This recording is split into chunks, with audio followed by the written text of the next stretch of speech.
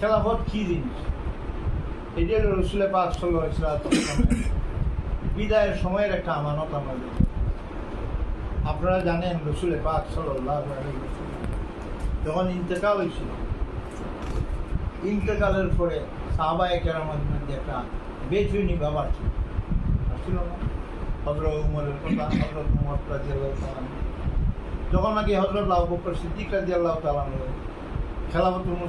খলিফাতুল মুসলিমিন নিযুক্ত হইলেন, ওই সময় এক সাহাবী রসুলের হযরত আবু বকর সিদ্দিক রাদিয়াল্লাহু দরবারে বললেন যে আমিরুল মুমিনিন, যে রসুল যেহেতু দুনিয়াতে নাই, রসুল দুনিয়া থেকে চলে গেছেন, এখন রসুলের কাফন দাফনের কাজ আরম্ভ হয়েছে।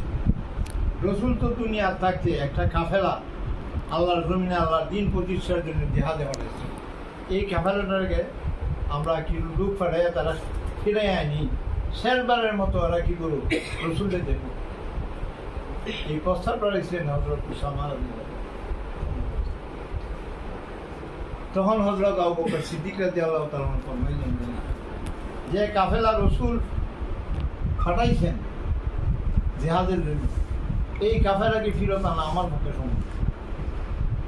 তখন হাদিস বিশারদরা আলোচনা করেন যে রসুলের পাক সাল্লাল্লাহু দুনিয়ার প্রতি যাওয়ার পরে আমাদেরকে কোন জমিনে রাখে গেছেন, আমাদেরকে কোনো খানকায় রাখছেন না, কোনো মসজিদে রাখছেন না, আমাদের রেখে গেছেন আল্লাহর জমিনে দিন প্রতিষ্ঠা জিহাদের ময়দানে।